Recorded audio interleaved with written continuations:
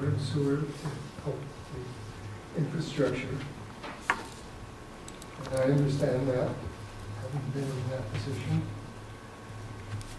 I do have one concern in that the statements made that part of the utility increases will fund replacement of 2 police officers, fire training officer. My understanding is the enterprise funds should be used for enterprise. And the other issues should be out of current expense. And I know you can manipulate funds back and forth, but I would like to see that the funds that are collected for the sewer and water go to that purpose. The other comment I have is that when I looked at my bill, I saw that there was a tax factor. And I knew that there was going to be a tax factor of 10%. What surprised me was that the tax was on the total. So I called to ask about that and was informed that the tax has been taxed. So you have a tax on tax. I'm not sure that's appropriate. I'm not sure that you understood what you were doing when you passed that ordinance. But henceforth, I will be paying my bill with protest until I see that that tax on tax is addressed.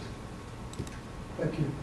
Thank you very much. I think Mr. Rizzatello can address your concerns, and we'd be happy to do that now individually.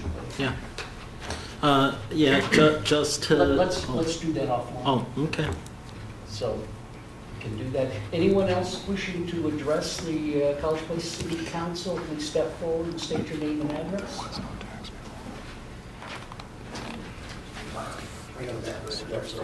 Donald Putnam, 918 Please step to the microphone, sir. Donald Putnam, 918 Northeast Empire Street, College Place. Now, I will be brief. This is my first meeting ever. I would just like to, we have a problem with cats in College Place, as everybody knows. We've had them dropped in our neighborhood. People die, cats come in. We live in a 55 and older area, and our street takes care of them. Until one lady moved in and started trapping them and dropping them off in the country.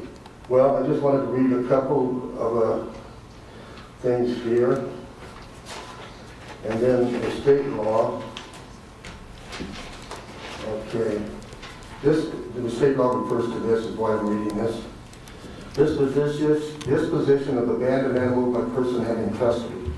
Any person having in his care, custody, or control any abandoned animal as defined in 604-015 and within the city of College Place may deliver such animal to the Animal Control Authority following proper notification of the owner as provided in RCW 1652-010. There are 3 owners here of cats that have been trapped. And then this is the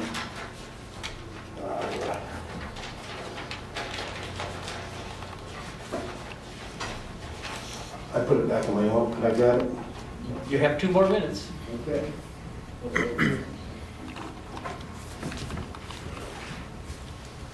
This is the state law. This is the state law following that. Finding intent 1994 C-261. The legislature finds there is a need to modernize the law on animal cruelty to more appropriately address the nature of the offense. It is not the intent of this act to remove or decrease any of the exemptions from the statutes on animal cruelty that don't apply to customary animal husbandry practices, state game or fish laws, rodeos, fairs, or medical research otherwise authorized under federal or state law.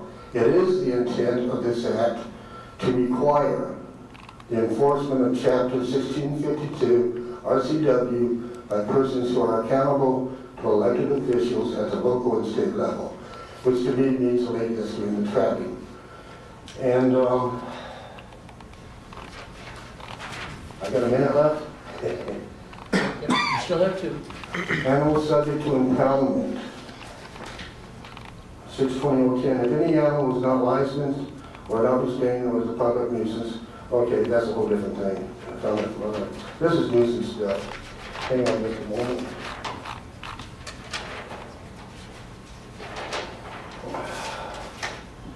Civil animal cruelty, prohibited acts. This is civil.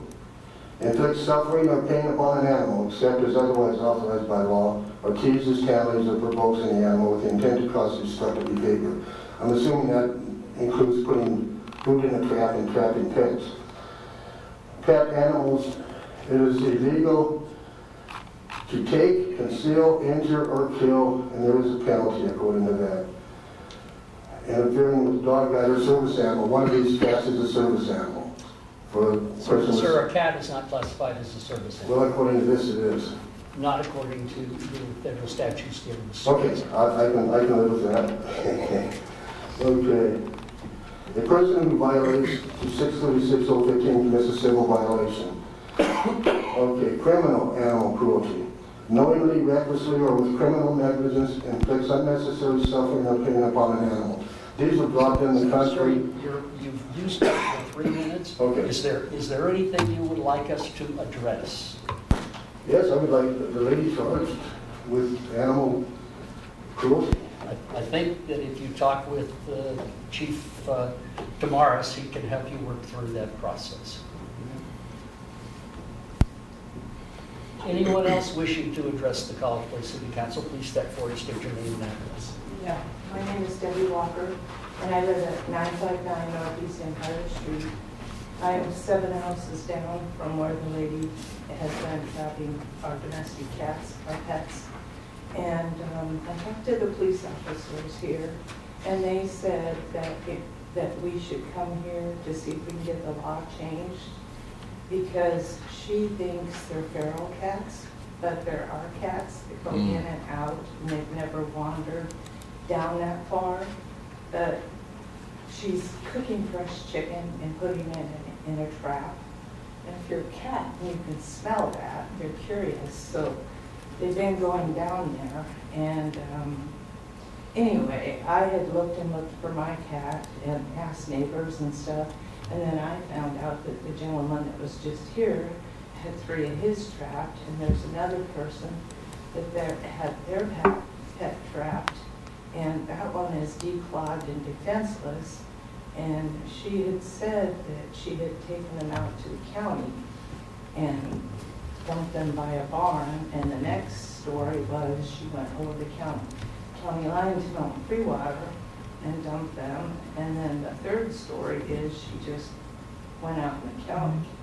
But it's heartbreaking because these are our pets, they're our kids, they're our family. And anyway, I want to get the law changed that she can't just trap just because she doesn't want them roaming around, but she enticed them. They didn't go down there before. And anyway, I want to get that law changed. And if a person does trap them, don't trap them. Call the Humane Society. Work with the Humane Society, and at least people can go get their pets back. Something, but the law has to change. It's not fair. They are our family. Again, I would encourage you to talk with Chief Damaris on animal control and what options are available.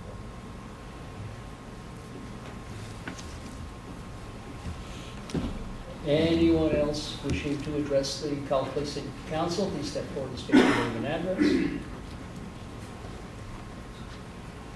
Seeing no one, before us we have a consent agenda approving this agenda, approving the City Council minutes of December 12, 2017, the check registered financials for November 2017, and I will make an addition to the consent agenda item, excusing Councilmember Sherman, who is ill this evening, and approving the consent agenda.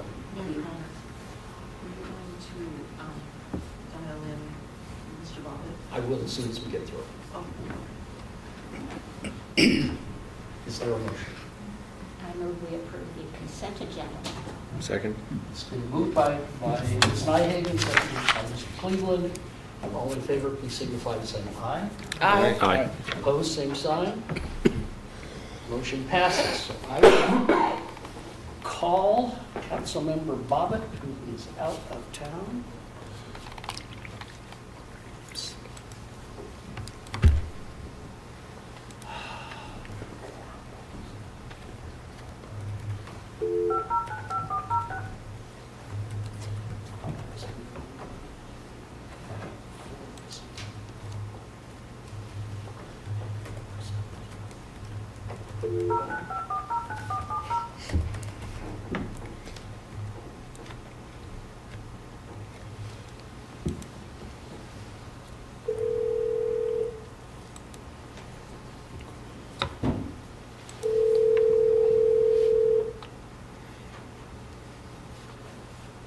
Good evening.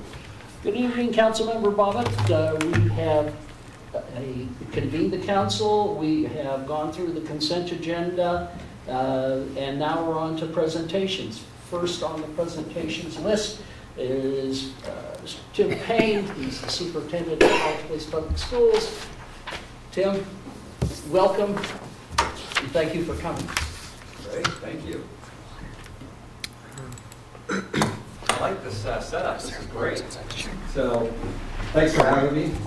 You gotta love new technology, right? So you put it in the cloud, you show up here, you log on to the internet, and there's your presentation. You gotta love it. Well, thanks for having me. I am talking about the levy and what's going on. It's, in College Place, we do that every 4 years. I like visiting with you guys because I like visiting with friends, and I see you guys regularly. And now the city has me on the Parks and Rec and Arbor. What do we call that? Park?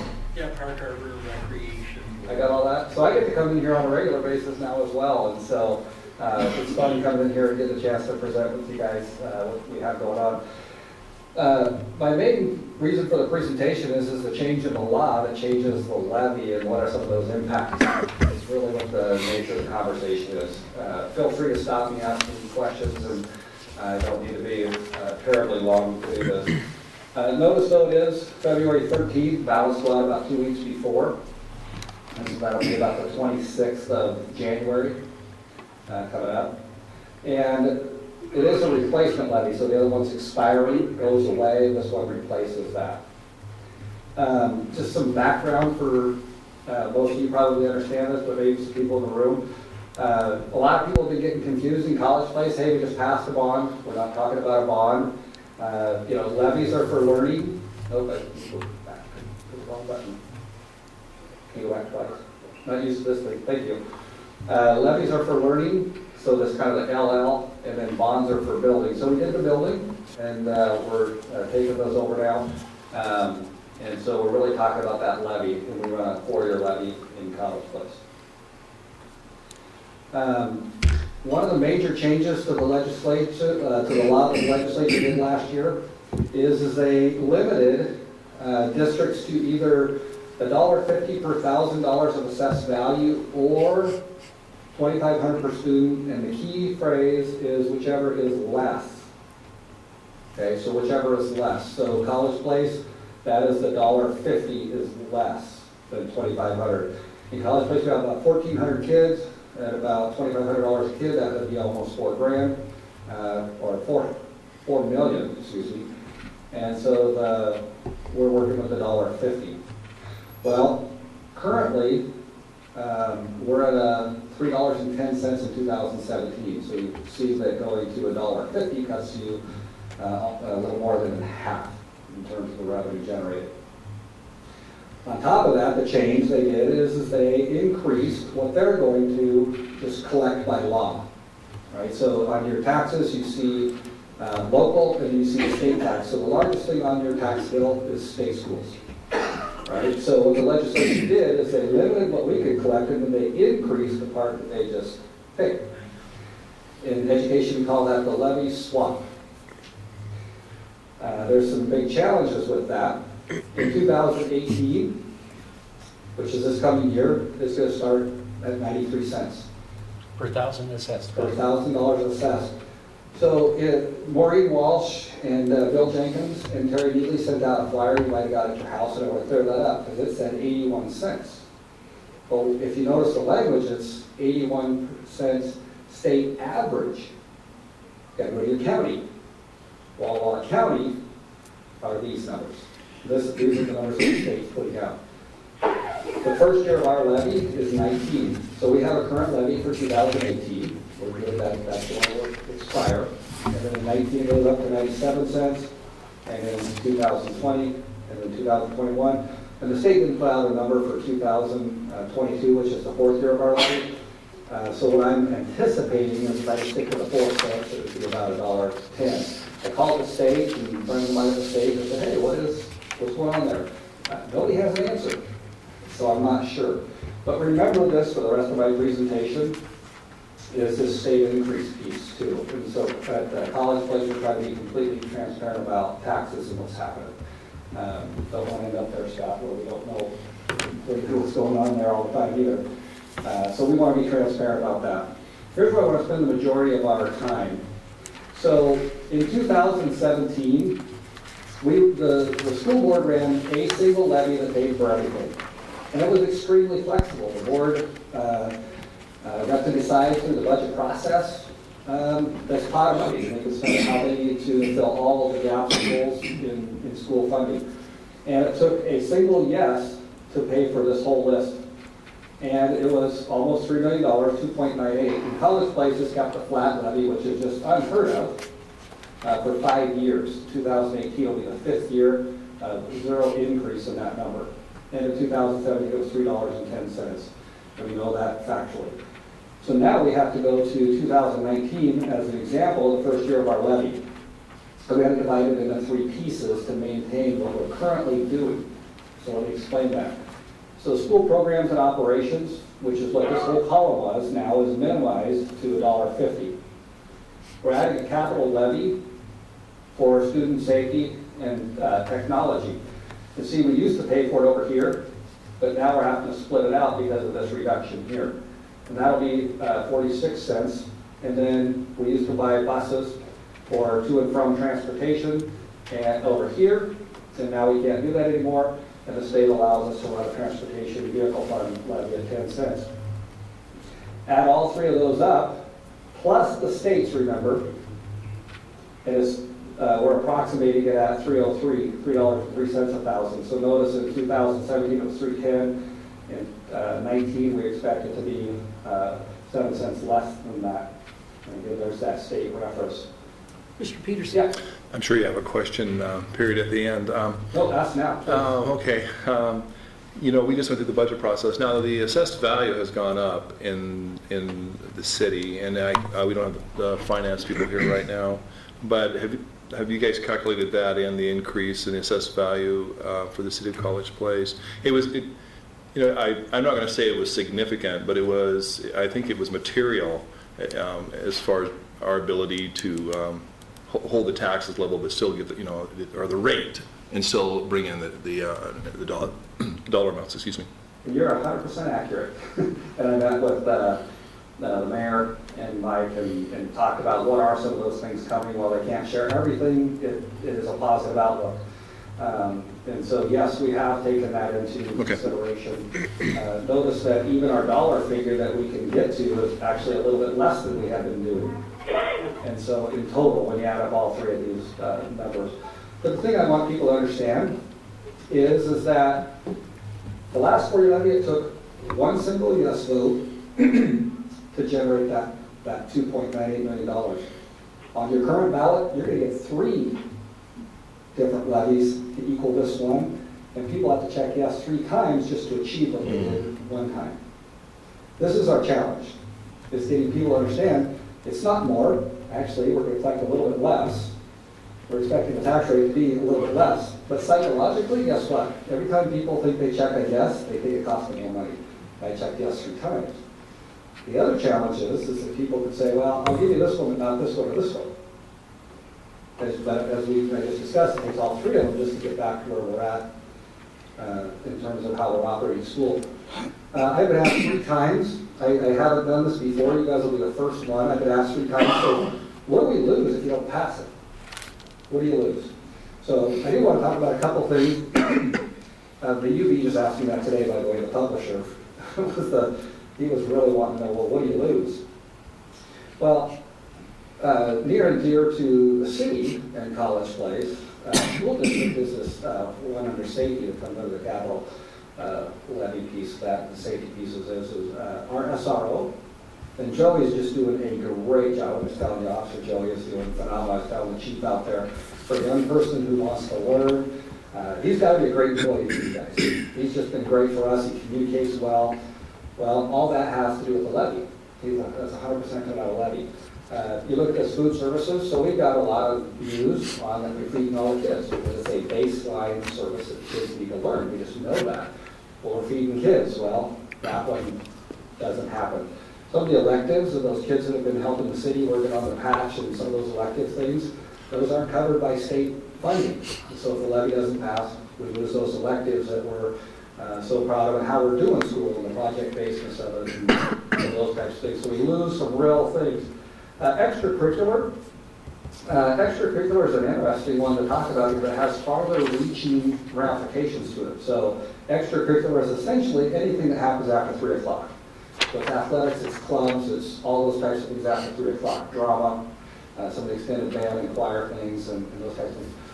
But what's interesting as it relates to the city is all that stuff right there is a huge economic driver for our community.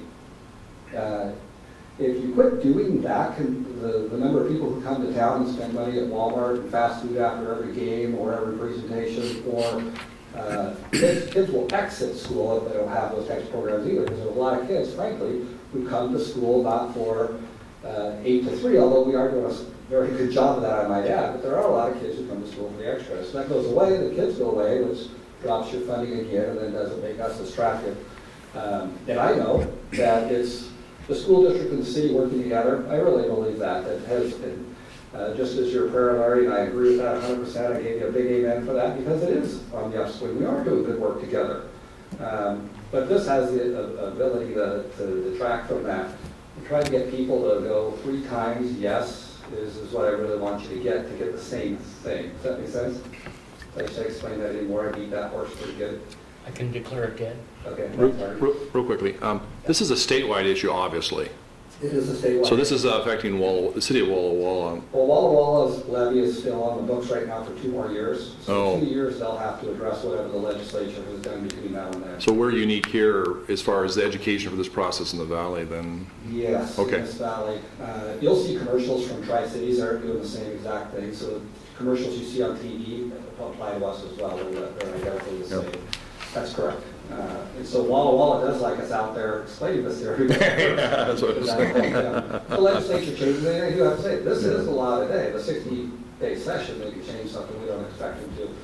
So let's just talk about what's going to happen in just College Place. This is an interesting chart. So 2017, we use 2017 because we know what it is. People can go to their taxes and say, yep, it's $3.10. Well, if you look at 19 through 22, you stack those up in this graph and you see what's going on. It drops down for just the College Place portion. But remember, you have to put that other piece on top. So there's a graphical representation of what I just said. Does that make sense? So it looks great if you're just talking about just College Place and you skip the levy swap from the state, right? But that's not really the most transparent, honest thing to do. And so that's the presentation. Do you have questions about the levy? Larry? These changes, they go up to the state legislature. Do they go any higher? Is there any reasons from the federal why the changes are made? Now, so what happened in the McCleary decision, just really quickly, then you got a full agenda. What happened in the McCleary decision, the state was sued. Supreme Court says, yep, you're not meeting the state constitution that everybody just swore to uphold, and you as well, and they're not doing it. They lost, and the state Supreme Court said, you got to change it. And the legislature, in their wisdom, said, well, it's a levy cap problem. So we got to find stable funding. The law says we have to find stable funding, so they did a levy swap, took it from the local districts and sent it to the state and sent it back to us with regulations and rules. And so the most flexible funding I have now comes with strings. And then in the local border control, and our board's not real happy about that either, because it begins to minimize that local control, and the money going from your checkbook to the county right back to the school stays nice and local. Not the case. But that did satisfy the Supreme Court. Caused lots of other problems. So like, there's several school districts on the I-5 corridor that says they'll be insolvent in short order based on this. Yeah. Do you know what the current state property tax levy is for us? You said it's going to be 93 next year. Well, it's going to be an additional 93 cents on top of what they're already doing. Oh, okay. I got too many numbers running around in my head, so I don't want to say it and give you the wrong answer. Okay. But it's going to be additional to those numbers that I just showed you. So it's not going to be 93 cents in Walla Walla. It's whatever it was plus 93. And so that's why we're showing the total. It's a swap. Exactly. That's where the word levy swap brought Peter to pay Paul. But we're trying to be completely transparent with our taxpayers and saying, it's 303 with what we're trying to do and what they're doing. So the board, our school board was very adamant. We've got to be able to tell our people it's not costing a ton more as we work through this. So we're actually running a budget, running numbers. And Lauren, to your point, if we weren't doing great work and the assessed value wasn't going up, those numbers would not look that good. Bottom line, they would be way higher and then we would have more of a challenge. Yeah. And so we love the work you're doing, and I like to think that we're doing that in concert together. Any other questions? Other questions? Mike, what are the restrictions are, okay, the school is going to be communicating this out. This is complex. This is going to be difficult for people, I think, to understand. Is it appropriate for the city to get involved also in the education process, or is there a line there? About the only thing we could say is like vote, but they have to, Okay. that's like the one, But yeah. what we can do is, we've included in the monthly utility bill an opportunity for both the public and private schools as well as the university to put information in there. And that we can do. Yeah, and you have done that. There is actually, behind the mayor's message, there is a message from the school district in there. And yeah, again, it's a great partnership between the school, and the city's already been doing that. I would say what Mike said a little different, but it's the same thing. You can't use the public's money to get a yes vote out of it. You can't either. I can't, you can't. So when I was on the radio this morning, I got a regular citizen guy who could say, hey, vote yes, because the superintendent can't. And you can't either. You can't use the public's money to generate a yes vote. So I'd say the same things you say, just that way. But you guys have been a great partner. That flyer that I passed out there is going to every household. We're mailing it to every single household, and you can see there's the concepts in there. Our website's up and running. We're running Facebook. I talked to the UB, I've been on the radio, I talked to the exchange front, I talked to the city. So people understand, you have to check yes 3 times to get the same as what we were doing. And it's not going to cost you more. Ms. Hill? Well, I would just like to say, as a parent, I have really appreciated, and my child has really benefited from the things like the school resource officer and the clubs and the project-based approach. It has been life-changing for him and transformational. He'll be graduating this year, but I want all the kids in College Place to benefit from what he's benefited from. Thank you, I appreciate that. Other questions for Mr. Tank? Jim, thank you very much. Hey, thank you for having me, and I'm always available if you have more questions. Next on the presentation agenda is Mr. Gordon, 4th Street Academy Way Phase 2. Thank you, Mayor. We're going to have a quick presentation here as well. This is an update to our most recent exciting project. I'm in the vein of doing things right here in College Place. It's the 4th Street Academy Way. As soon as I get a chance there, we'll pull it up. Basically, this is going to be a lead-in to the next 2 agenda items as well in the agenda. I do want to make one correction before we start. Instead of the subject being a request for proposal, it will in fact be an update on the project. We're not requesting a proposal tonight. We're asking you to approve that. We're just giving you an update. and that'll be followed by a hearing on our transportation improvement plan as well as the opportunity to act on that. So with that said, I think I'll go ahead and start the update. As you recall, we council approved this at our last meeting. We approved the acceptance of the TIB award. So this is a project that's going to get underway this year and hopefully be completed before the end of the year. We had original federal funding of almost $250,000 that we got in 2014 and 2016. TIB, the Transportation Improvement Board, came back and offered to not only fund the whole project, but to also fund the federal portion of that project. So we're fully funded, we're ready to go, okay? You folks, the council approved that TIB grant on December 12th. That's our last meeting that we had. We've since received the agreement back from them signed, so we're good to go. We've received 75% plans for review from Anderson Perry, so those are under review right now.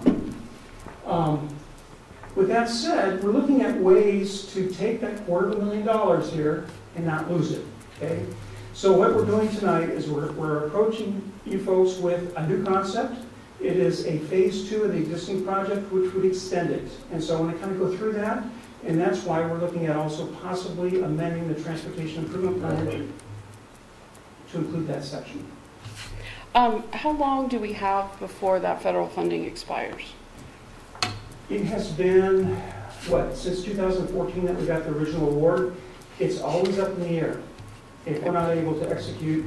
It's really at the whim of the MPO, planning organization, Metropolitan, the Walla Valley Metropolitan Planning Organization. And it's possible that that money could go back into the pot. So we're going to be making a concerted effort to request otherwise. Okay. So the estimated costs of phase 2 project, as we're calling it, would be an extension of the existing project, are high enough that they preclude us actually going out for an RFP at this point. If all things were equal and we had all the money we needed, we'd probably like to do both phase 1 and phase 2 at the same time. Just makes sense. But the price is pretty high. So what we're going to do, what we're planning to do, is meet with the MPO, the Walla Valley Metropolitan Planning Organization. We'll be meeting with them on the 16th, and then we'll be following that up with another meeting in February with their policy board to discuss the opportunities for moving forward with what I'm going to present as phase 2 in here in just a minute. We'll also be meeting with the university. Obviously, it's on 4th Street, and it abuts their property. So. The phase 2 currently that you'll see, I'll present that in a minute, is not in our transportation improvement plan. So that means that we need to, in order to get funding, have to get it in there. So immediately following this, we'll have a short hearing, followed with an opportunity to act on that proposal. Here's what we have right now. This is the existing project that we're fully funded for. This is the TIB funded project, that's the section in blue. The purple line there on the side is what we're calling a cycle track, which is a two-way allocated lane, 2 lanes actually, very small lanes for bicycle traffic along the south side of 4th Street and the west side of Academy. What we're looking at doing is taking the monies, the federal monies that were originally allocated for this project that had now been funded instead by TIB, and moving them over to an extension of this project between the Davis intersection to College Avenue. So that cycle track would continue along the south side all the way to College Avenue. Okay, here's a couple of options. We've done some preliminary engineering on this, and this is Davis, and you would have to connect this over to here to get all the way to College Avenue, okay? And our first option we've looked at is actually placing a 10-foot sidewalk on the south side with the ornamental streetlights that we have on College Avenue, spaced at 160 feet instead of 80 feet as they are on College Avenue, so they wouldn't be quite as frequent. And basically putting a 5-foot sidewalk on this side. The cycle track would run along the south side of 4th Street, and it would connect to 4th Street as it went around to Academy Way. So it'd be on the same side. So we have 6-foot sidewalks on the north, 10 on the south, the street lights, cycle track. There would not be parking on either side. Today, we have parking on both sides of 4th Street in this area. Total estimated cost of this is a little over $750,000 for all those improvements. That does not include right-of-way acquisition, if there were any, or utility moving of utilities. This here is the same thing with just a section of the road with that size 6-foot sidewalk on the north, the 10-foot sidewalks on the south with the streetlights, and the cycle track right north of the south sidewalk. The second option we've looked at is just to move the 10-foot sidewalk to the north. So in this case, we've got our 10-foot sidewalks up here, we've got our 6-foot sidewalks on the south side, and we have the cycle track, again, same location on the south side of 4th Street. Again, we don't have the right-of-way to allow for parking, so the parking would have to go away, at least in these particular options. This is a little bit less, $746,000 we're looking at. Incidentally, the university has a tunnel that runs along a portion of the south side of 4th Street. So that's why the other option is a little more expensive, because we have to build around it. Okay. Same thing again, just a section of the same view, 10-foot sidewalks on the north side, 6-foot sidewalks on the south. Cycle track remains the same location. No parking on either side. And then we looked at a third option. Obviously, we can come up with as many options as we can think of, but these are the three we looked at initially. And in this case, we have no 10-foot sidewalks. We instead have 6-foot on the north. We also have 6-foot on the south. And the cycle track remains on the south side in this particular option. The advantage here, of course, is that we leave enough room for parking on one side of the street. Okay? And that could probably be accommodated on the north side so that we didn't have doors opening into the cycle track. Okay, so that's the concept there. Once again, this is our least expensive option because we have a thinner sidewalk. We don't have a 10-foot sidewalk. So again, looking at this section, 6-foot, 6-foot cycle track, but in this case, we also would have some parking. So we are going to be meeting with the Walla Walla Valley NPO as well as the university in the next couple months, next probably 6 weeks actually, to discuss this. But we wanted to kind of give you a brief overview of what the presentation of where we're at on the project. And then, one of the things that this requires again is that we go through a hearing and a subsequent opportunity to approve an amendment to our intent, which we'll get into the next two agenda items. Mr. Dickerson. You mentioned it already, but I was going to make sure and ask that you get the university involved so that when graduation comes or every weekly church service, they are not surprised that half of their parking has been taken away. Absolutely. That's an important issue because everybody's used to parking on both sides of 4th Street. Well, there's not enough parking. That is true. And that's a conversation we're having with the university as well in terms of their accommodating their parking for their facilities. In this case, too, I think it's important to remember that the church is actually a separate legal entity from the university, and they front that area as well. So this is more than one conversation we need to have. Ms. Sullivan. Excuse me.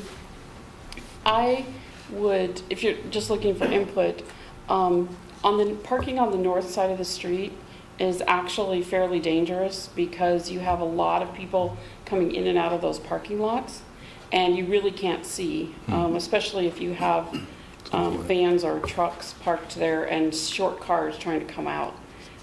So I'm actually in favor of abolishing that parking. And under the current usage, I think it makes more sense to have a wider sidewalk on the north because it's more used. However, there is the current official plan, as far as I know, it calls for a performing arts center in that old Rogers Field.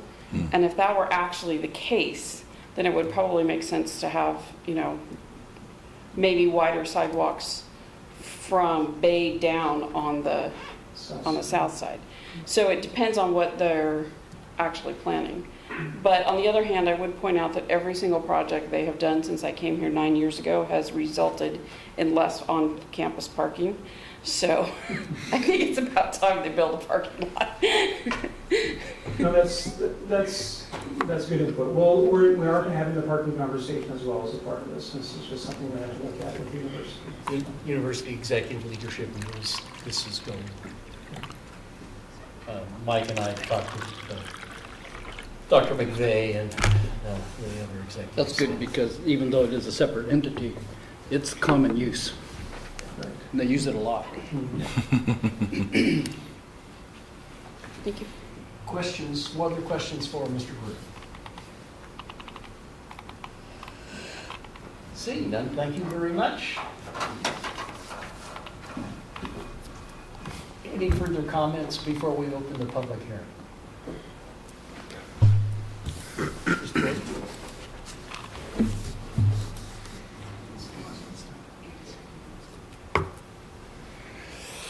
Okay, as part of the public hearing, we're going to present some of the background to the change in the 6-year transportation improvement plan that this particular project is triggering. If you recall, back in June of last year, I think it was June 27th, we approved a transportation improvement plan. This is a requirement that we have to take that step every year. We have to send that to Washington. We have to let the Walla Valley Metropolitan Planning Organization know. And you folks have to act on it. And basically, it's a transportation improvement plan that shows everything that we're planning to do in the future. If it's not on that plan, we can't get funding for it, okay? And beyond that, it's also a state requirement to do that. So what we're proposing here is just a slight amendment to include this segment of this 4th Street project into the plan because we don't have it in there currently. Otherwise, there's an even heightened chance that we would lose the federal funding because it wouldn't be in our plan, okay? So again, this is the project that we're currently funded for. This is just a repetition of what we looked at just a second ago. This is currently funded. This is the new phase here. This is the section that we are proposing that council consider adding to the plan. Okay. This is a picture of the cycle track. You saw this in a previous presentation. Again, it shows the 2 vehicles in either direction as well as another lane with 2-direction traffic for bicycles. That's what it looks like. Okay. And then here's the plan that you approved back in June of last year with the change. It's very hard to see, but hopefully in your exhibits in your council packet, you can see what we have there. These are the circle here is the existing project on Academy Way and 4th Street. And what we're proposing is that you add this 3rd segment, which is the portion on 4th Street between Davis and College Avenue. That will be the change to this plan if you decide to amend the plan. Well, I also made one other small change, and that was to indicate that these parts of the project that have already been completed this year, prior to this, it said plans. That's a minor change to the plan, but those would be the 2 changes that you would see to the plan over what you had previously approved. Which street gets knocked down a notch? None of the above. I'll stay on that. Okay. The way we structure the 6-year TIP or the transportation improvement plan is that we have a 6-year set of projects and we shuffle them basically based upon when funding comes available. And then we have a 10-year set of projects and then we have a long-term set of projects. And the way we set up that transportation improvement plan is that we can, at our discretion, move those back and forth as necessary. So in a sense, we understand that a project only gets completed if it gets funded, and so we adjust it accordingly. Other questions for Mr. Gordon on the transportation improvement plan amendment? Seeing none, open the public hearing for the transportation improvement plan. Anybody wishing to testify to the College Place City Council for or against the amendment to the 2018-2023 Transportation Improvement Plan, please step forward, state your name and address. Second time, anybody wishing to testify to the College Place City Council for or against the amendment to the Transportation Improvement Plan, please step forward, state your name and address. And one final time, anybody wishing to testify to the College Place City Council for or against the 2018 to 2023 Transportation Improvement Plan amendment, please step forward, state your name and address. Seeing none, I'd like a motion to close the public hearing. So, oh, it's Marge. Moved by Ms. Marge got it. Nyhagen, seconded by Mr. Cleveland. Any further discussion? All in favor of the amendment to the 2018 to 2023 Transportation Improvement Plan, please signify by saying aye. Aye. Opposed, same sign. Isn't this a motion to close the public hearing? Oh, you're right, it's the motion to close the public hearing. It's motion to close the public hearing, please signify by saying aye. Aye. Aye. Opposed, same sign. Motion passes unanimously. Action items, 6-year Transportation Improvement Plan amendment. So this is the third time you've heard about this evening, so really all this is the opportunity. No. This is the. I want to hear it all. You want to hear all of it? Having this weird sense of deja vu here. And in any case, this is the opportunity for you folks to decide whether or not you want to include this segment in this Yeah. transportation improvement plan. Any discussion or further questions from this board? Need a motion. I need a motion. I move that to approve resolution number 18-001, adopting the city's amended 2018 to 2023 6-year transportation improvement plan. Seconded. Been moved by Ms. Nyhagen, seconded by Mr. Cleveland. Any discussion on this item? Seeing none, all in favor, please signify by saying aye. Aye. Opposed, same sign. Motion passes unanimously. Mr. Hartwig, National Pollution Discharge Elimination System permit application.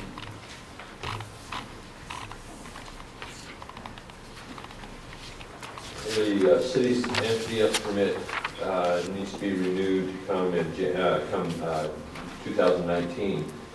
Excuse me, I'm catching a cold, but I'll try to make this brief too. About a year ahead of that, we have to submit an application to Ecology. It's a thorough application that has to deal with all the testing requirements and how we've done and so forth.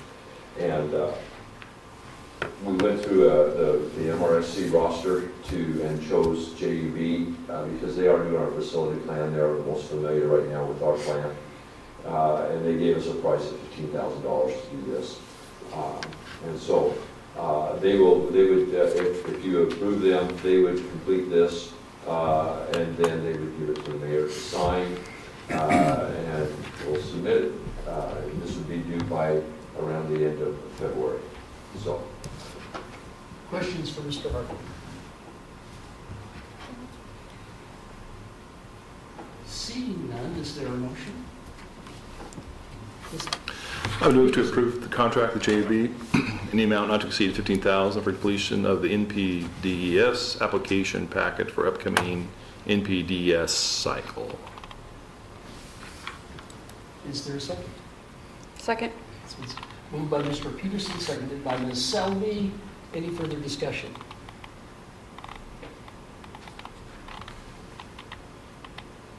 Seeing none, all in favor, please signify by saying aye. Aye. Opposed, same sign. Motion passes unanimously. Thank you, Mr. Hartwig. Ms. Doran, Personnel Manual Phase 3.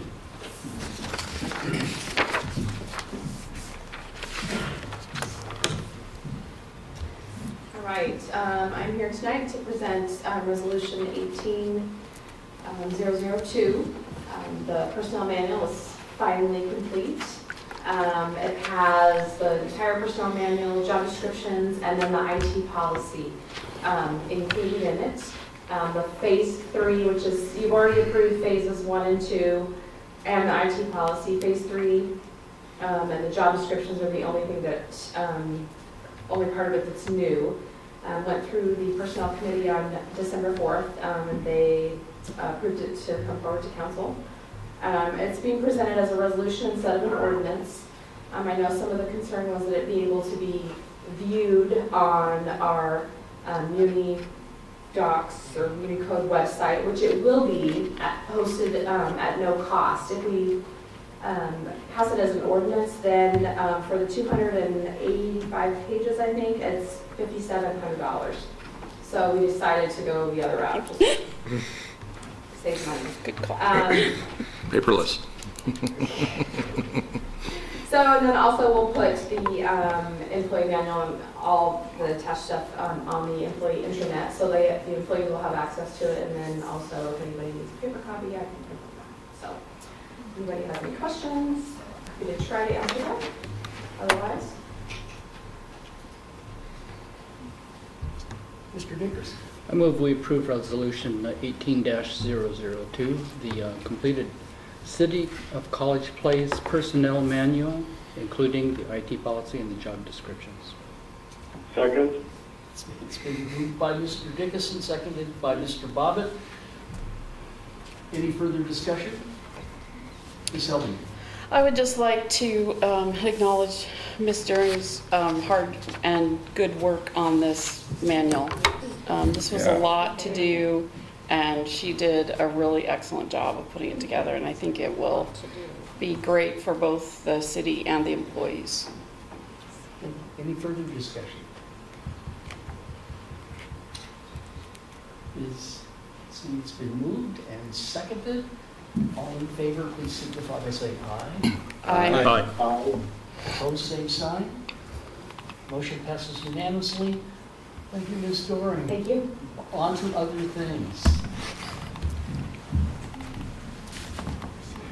Ms.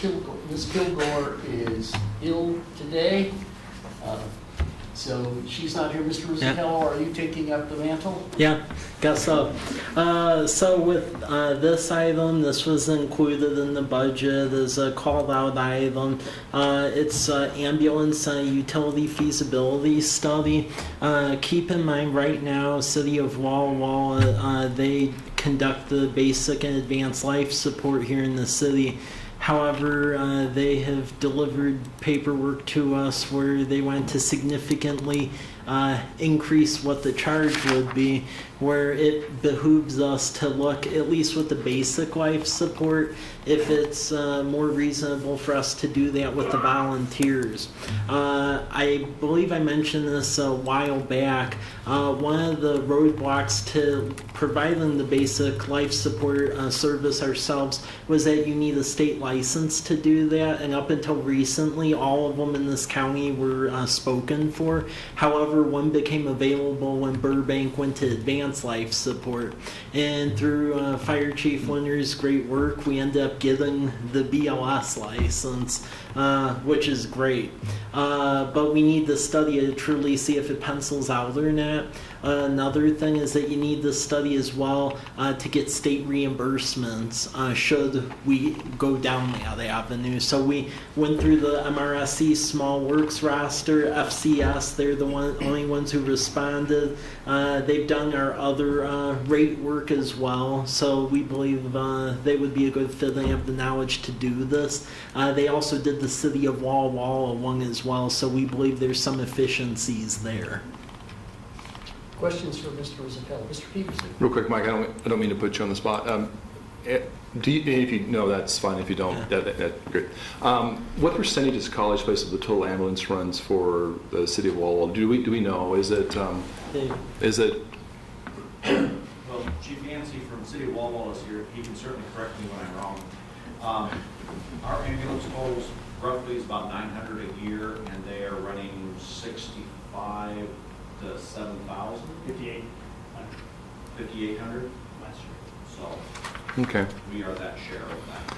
And so part of the last part of this is the part of the reimbursement on that would be we're able to bill when we transport. It's notoriously horrid reimbursement, but it is something you guys are considering, of course. I offset any future costs if that's what we do. Fire Chief Winters was looking into that. It's called the GEMT program, and it's a fairly complex program, and we're still trying to figure out exactly all the ins and outs. Yeah. But one of the requirements is to do this. No. Okay, thank you. Yeah.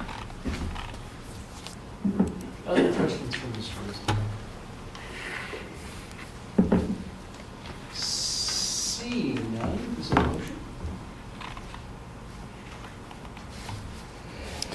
Ms. Selby? I would move that we authorize staff to enter into a contract with FCS Group for ambulance utility cost of service and rate analysis services in an amount not to exceed $26,270. Second. It's been moved by Ms. Selby, seconded by Ms. Nyhagen. Any further discussion? All in favor, please signify by saying aye. Aye. Aye. Opposed, same sign. Motion passes unanimously. Mr. Rizzatello, are you ready to talk about document locator software in Ms. Kilgore's absence? I only saw a little bit of that demo, so I will provide as much of the overview as I can, and then Sarah can go over it the next go around. But we're trying to move to paperless solution for accounts payable because not only would that save manpower, but it also save money as well, because there's a company that helps essentially usher folks into going to paperless, so you end up saving on supply costs, and they've partnered with us. This document locator system essentially helps with that program to go paperless. Some other interesting stuff where it piqued my interest as well is at first I thought this program was just for accounts payable, but this document locator program also has the ability to create interactive forms online. So for instance, if we have folks who want to submit job applications, they actually send it through the internet, building permits, things like that. It's actually all in this program, which really was fascinating to me because similar programs we were looking at cost quite a bit more money. So look over the documentation and then let Sarah and myself know if you have additional questions. She sat through most of the demo, so I'm just trying to give as best of an overview as what I witnessed. This option does have an option to go on the cloud, which is good because if we had a flood here or something, you could end up in a situation that way. At least with the cloud, it's held in little pieces in a bunch of cloud server environments, so you don't really run a danger of losing documents. So Mike, real quickly, this is more than a scanning software. Yeah. You're talking about applications Yeah. and whatnot. So this is more than just like a laser scanning type Well, of thing. well, exactly. At first, I thought this was Yeah. just a scanning software, but it does other things as well, which is pretty fascinating. And once again, you may not know. You may not. Well, does it have OCR capabilities? You know, that's where you're able to do word searches after it. I literally caught the last third of the. I got you. Okay. Thanks. No, I understand. Thanks, Mike. So, I was impressed by their emphasis on using forms to drive process improvement because in trying to do process improvement, that's one of the things that we found was one of the most effective. If there's a clear, this is the process, you can always see at a glance how far it is, where it is, who's responsible at that moment. So I think it fits in really well with what we've been doing on, updating our policies, getting our financial policies in order, getting our personnel policies in order. And I think it has the potential to really streamline operations if we use it wisely. Just make sure that we use it and don't let it use us. Yeah. Yep. any other questions for Mr. Rizzatello? Thank you, Mike. Cascade Natural Gas Regulating Station relocation and property swap. Mr. Hartwig.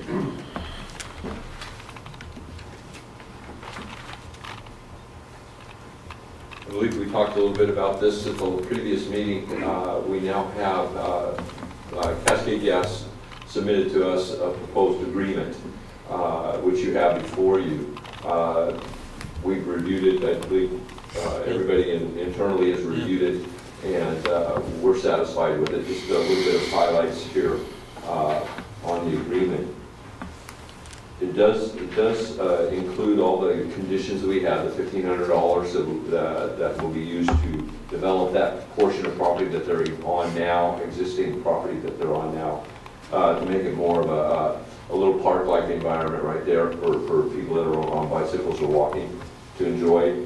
It also talks about giving us an easement on the property that we would deed to them for the ability to place an advertising sign for the development on Meadowbrook It also includes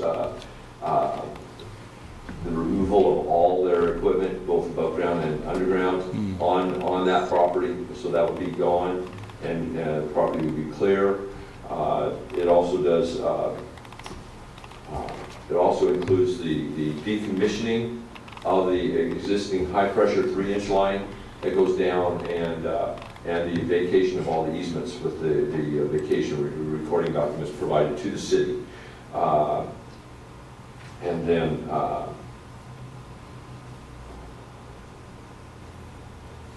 think that's the highlights. If you're interested, I think you have the pictures of the existing location where they are and the existing location of where they would be. They'll be right at the corner of what would be the northeast corner of Larch and Highway. That's where their station would be, and that's where the property would be deeded to them.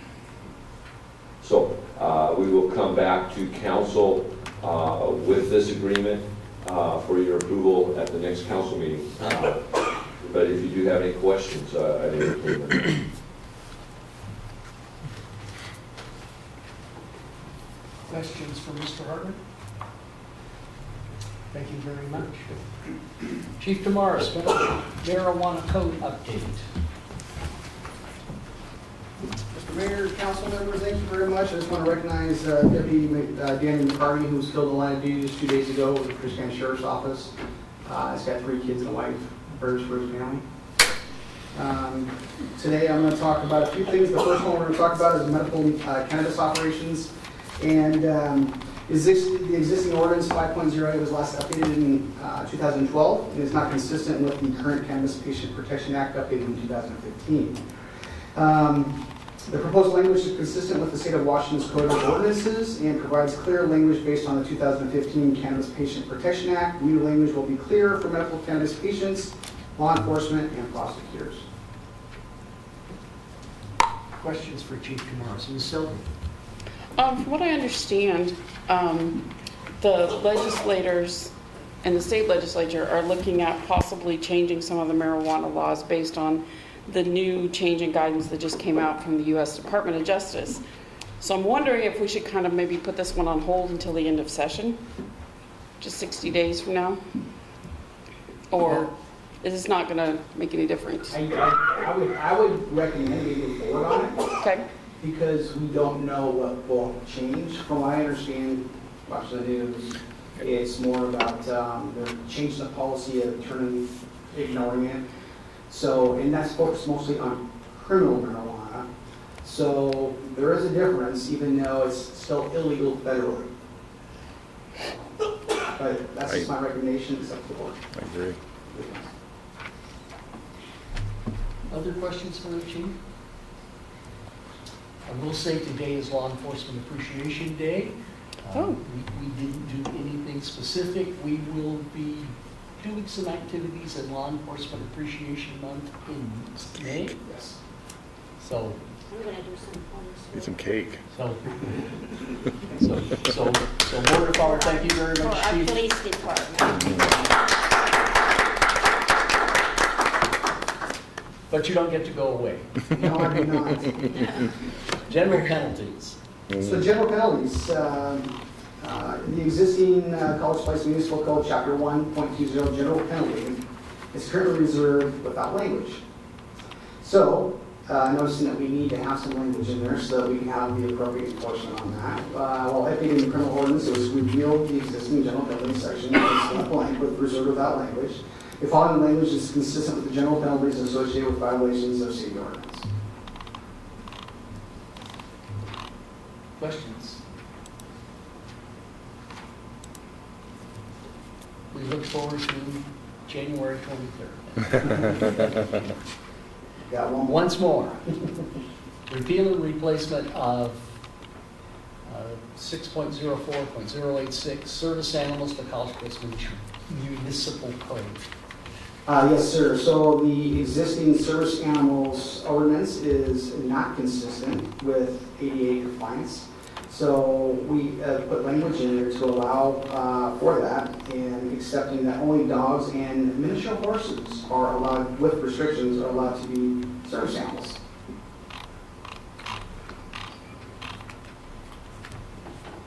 questions for?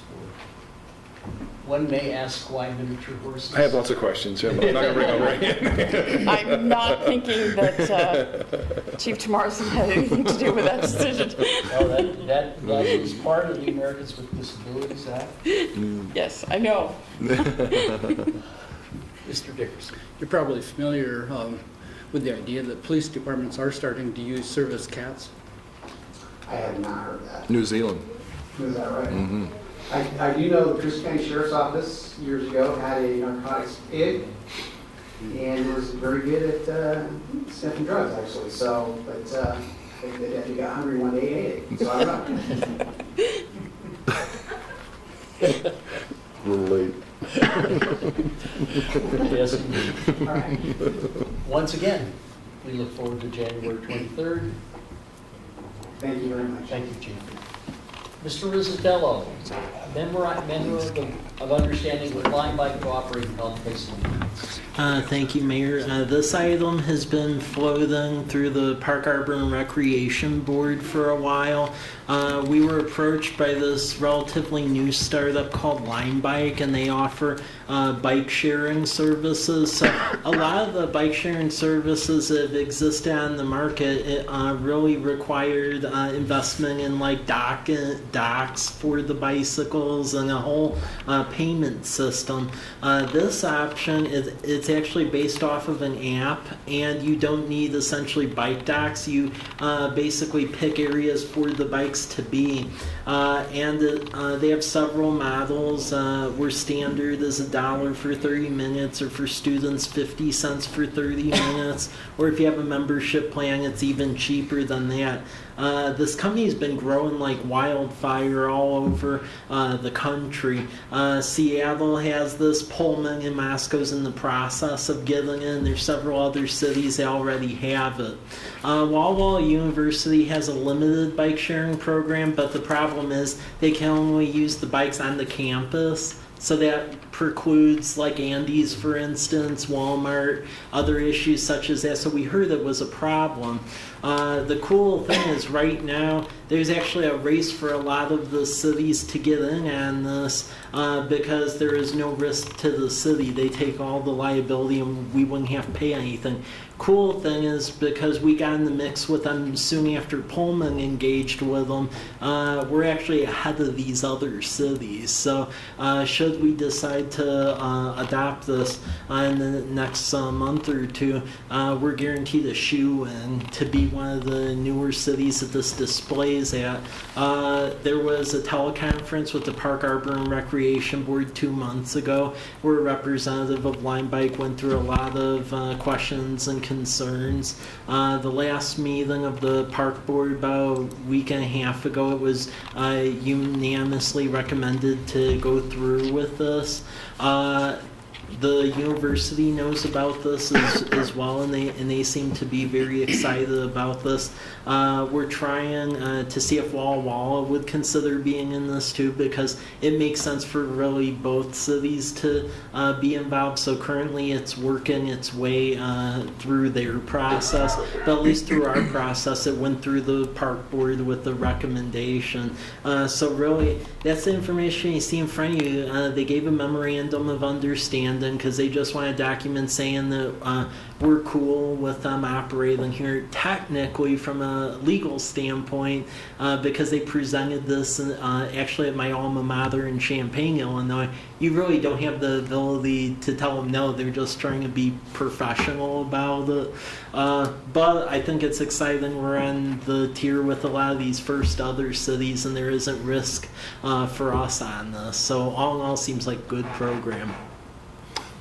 Questions? Used this recently in Seattle. Yeah, it's a neat app. You can report problems with the bike, and you have responsibility when you check it out that you have to put it back so they're not, alongside the road. So it's it's pretty slick. The neat thing with this program as well is they'll actually give us access to the back side of the application, where it'll actually produce heat maps of where everyone is taking like the bicycles. So we'll actually be able to trace like the key highly traveled routes through the city that bicyclists use, which right now we tried, but technically we know, we don't know what we don't know on that. One of the things that I think that we might provide as feedback back to them, at least locally, a large enough basket that you could really use it for shopping would really make it popular with students. Because, you know, they run down to Walmart, and I get calls every once in a while from my daughter. I didn't realize I was going to buy so much. Can I get a ride home? I don't want to walk with all these bags. So, you know, put a basket on it so I don't have to haul it around. You probably heard the Safeway up on the other end of town there of asking people to please bring the baskets back because they've been pushing their stuff home. Well, and we would advise these folks where to place the bikes, because as I said, we don't have to provide a dock, so pretty much you just draw a square like with green chalk and you put a bunch of bikes in it, and that's pretty much the limit of what you have to do.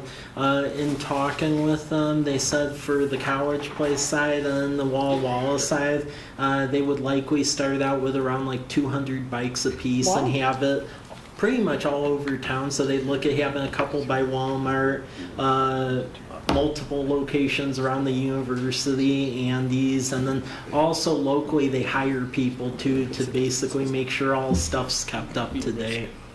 Cool. Other questions for Mr. Rosakawa? That's the end of the formal agenda. Any topics that the council would like to discuss? Oh, there's one more. Oh, there is one more. Mr. Gordon. Thank you, Mayor. I think you're just getting tired of my being up here this evening, Well, so I'm going to make this very brief. But anyway, on a related note to the bicycle issue, you folks are aware of when we did the CARS project, the College Avenue Rose Street Construction Project, we took limited right-of-way and we increased the pedestrian routes on both sides. And that put some strain on vehicle use and parking and bicycles. So what we're looking for tonight, staff is looking for some feedback and some direction in terms of where you want us to kind of look in terms, or to do, in terms of how to maybe better accommodate bicycle traffic on College Avenue, College Avenue from Rose Street down to, at least 12th Street. So I just want to go through this. Right here, you can see, this is one of the, I think this is a 2016 bicycle map that Walla Walla produces, and they distribute it locally. And all these colors here designate different kinds of bike routes, and this is College Avenue, okay? So our College Avenue is on there as a designated bike route regionally. And we're putting together a draft plan that we've been working through, and again, we show College Avenue as a designated bike route. Really is the easiest north-south route through town that's continuous. Currently, we're showing, or anticipating we would have Sharrows, which we'll talk about that in a minute, followed by south of Lamperti, a 10-foot multi-use path, and that can vary. This is just a plan. We're looking at possibly how do we get bicycle traffic from north to south. So it's out there, and we've been talking about it. The Blue Mountains Trails project is also recognizing this as a bike route. So we basically have something we can address if we want to. The concerns currently today is that this route is not posted. So if you drive down north to south, south to north, you're not going to see anything that says bike route. Okay, it's just College Avenue. It's pretty, but it doesn't say anything about bike route. It is a regional bicycle route. And in addition to that, we hear from time to time that vehicle traffic is not really aware of bicycle traffic, and there's a safety issue associated with trying to ride a bicycle down College Avenue. And then we also are seeing fairly low bicycle utilization, I believe. I mean, that's not necessarily something I can back up with numbers, but just from general observation, I don't see a horde of bicycle traffic up and down College Avenue, but that could be because it's an unfriendly environment. So we're looking at options, and we'd like to see kind of where council would like us to kind of focus our attention and our energy. So the first option would be, do we want to open up our sidewalks to bicycles? This would avoid having to have them in the street and compete with vehicles. We have currently adopted the state's model traffic ordinance, And it states that no person shall ride a bicycle upon a sidewalk in the business district. Now, College Avenue corridor would be considered a business district for the most part. So if we were to do this, we'd have to do some kind of ordinance allowing for signage to allow people to actually ride on the sidewalks. So that's one option. Okay, we could put up signs that people be on the sidewalk, or we could put up signage that says basically that bicycles have to yield to pedestrians and so forth. Second option would be signage directly on the road. So we could put up bike routes, which makes sense. We could put up other signs that say, hey, you're going to get within 3 feet of a car. There's a whole bunch of different kinds of signage that we could consider, including sharrows. And this is a sharrow that's suspended directly on the pavement, which basically indicates to vehicles, guess what, you got to share the road with bicycles. Okay, that's an option too. So that'd be a second option. A third option would be we could eliminate parking on one side of the road. Okay. Again, this is one reason we're trying to get feedback from council as to where you're feeling comfortable with these opportunities. The red areas indicate places where you probably have to lose, you would lose one side of your parking. Okay, you can have parking on one side of the street but not the other in order to open up enough room for either north, south on either side, or maybe a cycle track like we showed on 4th Street. So that might be an option. The yellow areas, because of the use of bicycles, we'll probably lose our left turn lanes. Okay, so this kind of gives you some concept and idea of what the impact would be up front. Or we could possibly come up with another route. Get people with bicycles completely off of College Avenue. Limited opportunity there. Take a quick look at this. This is College Avenue. We might be able to push people around circuitously different directions on both sides, but it's not real clear how we do that. We could do it. Okay, so that's another option we could look at. And maybe there's a road I haven't thought of here. So those are options. Or we can just stick with the status quo, do nothing. Okay. But the bottom line is, which of these options would you like us to kind of focus our energies at? Because this is what we would intend to do, is come back to you with a recommendation and with final input on how you would like us to proceed in terms of training out College Avenue for bicycle traffic.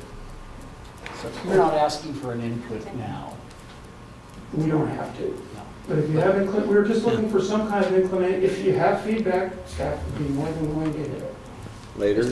Well, Well, I'm just thinking I just don't want you to think that you have to make a decision right today. Like a menu. Yeah. I just might point out that, it's kind of going to, people, just regardless of what our direction is, are going to use both the road and the sidewalk more than likely. I can imagine, younger kids staying on the sidewalk. The really serious bikers are probably going to go ahead and use the road. Or if they aren't feeling comfortable like that, like I typically, when I do ride my bike through there, I'm going to use the sidewalk. I don't feel very comfortable driving down Main College Avenue like that. So I might say, could we, maybe I'll get some other opinions here, but could we have some sharrows on the main road saying, hey, bikes are going to be on this road, but also say that bikes, if you do drive down on the sidewalk, that's allowed, but yield to pedestrians. I think that would be kind of a mix of both worlds. That's just kind of my thoughts after just mulling this over for the last 10 minutes here. Something that's used the use path, up behind Community College, going out to Brooks Park and so forth. There's people walking, there's people skateboarding, rollerblading, bicycling, about everything. I can't, and now that we've widened our sidewalks, what would be wrong with the idea of using our wider sidewalks for multi-use? Do they have ramps from curb to curb? You mean in terms of using along our sidewalks right Yeah. now? Certainly there are at the intersections. There are ramps for sidewalks? Mm-hmm. Okay. So I haven't really noticed, everybody gets along on these multi-use paths just fine. And why not try it here? Okay. Ms. Selby? I kind of like the idea of modifying the route, but one of the things that occurs to me is we do have, in some parts of the town, we do have alleys. And so if we could figure out a way to go through our alleys and make an actual, because the thing that makes the multi-use paths so popular is they're not right by cars. There's a physical separation from the cars, which our sidewalks unfortunately don't have. So if we could come up with, you know, a nice curvy path that maybe took advantage of some alleys, and then we could get bicycle money to help pave some of our alleys, and, you know. So that would be my fantasy. I don't know if it's possible or not. Just one comment I might have on that is even if you specify an alternate bike path, you're still going to have people that go down that main run. You are. regardless. But if you have a nice bike path that's like curves around and stuff, the more recreational people will go on that. And that's one of the things that I don't really like about College Place is if you just want to like go for a walk, you can either like, you know, go down a business street or walk around the track. You know, we don't have a nice place to go for a walk.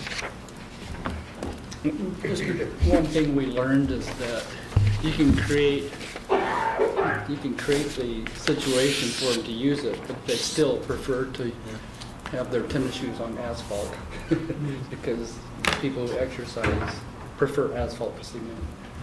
And so the sidewalks and the road thing, you can't force people to go where you designed for them to go. They're going to walk where they want to walk, ride where they want to ride bicycles and go.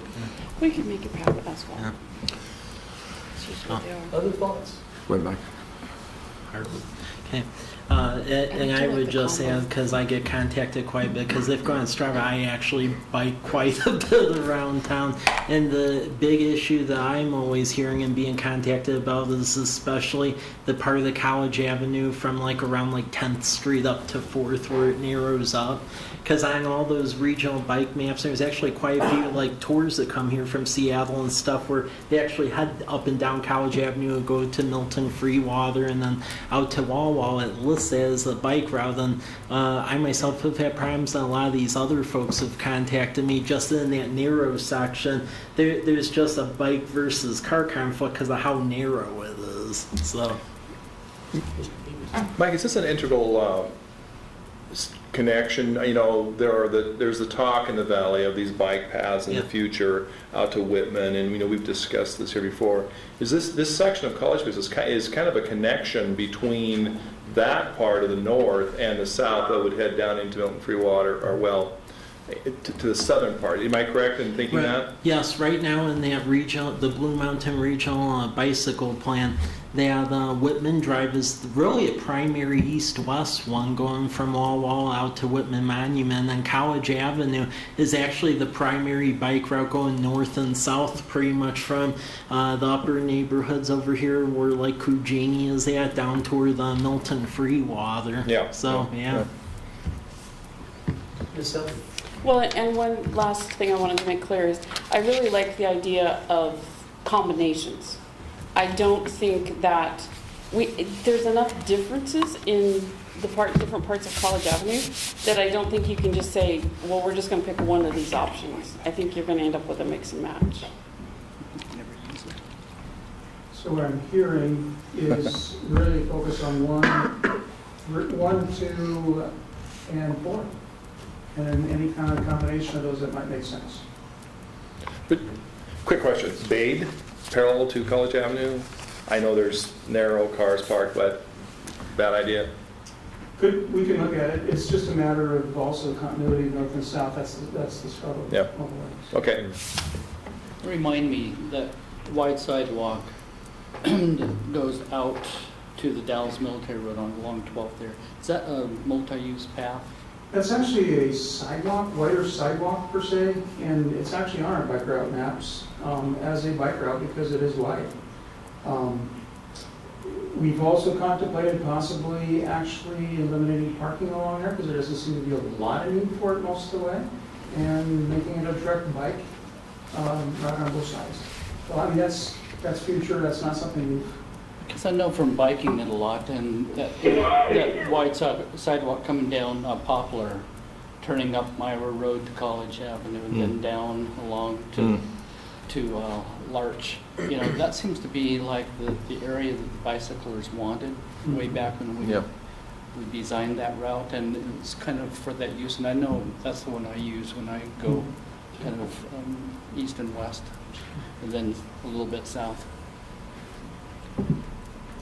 Other, One last comment on Bade, since that's the way that I walk and bike from my house to work when I do. 10th and 6th are both very dangerous intersections On Bade. on Bade. So anybody coming out of 10th is it's a blind Yeah. corner, you can't see. And 6th, people come down the hill and around the corner, and there's people parked on both sides, and there's like pedestrians and bicycles and somebody coming around the corner. There's been a lot of almost. Yeah, because there's not much sidewalk there. other comments for Mr. Bird? Now we've come to the end. Thank you. Of formal agendas and any items to discuss with the council. Mr. Cleveland? We have a workshop coming up on the 30th, correct? That's correct. Could we maybe take a look at our animal code at that time, get that on our agenda? Because we think we've heard maybe some legitimate complaints here Well, about... actually, we have a really full agenda for the workshop. Okay. And we can certainly put that on, we'd be doing one workshop a month. We certainly can. Maybe we could consider maybe the month after then, but if pets are being abducted and dumped somewhere, I think maybe we want to take a look at our code to evaluate that, because anyway, I think that needs to be discussed. Sure. And I think it's a great workshop topic.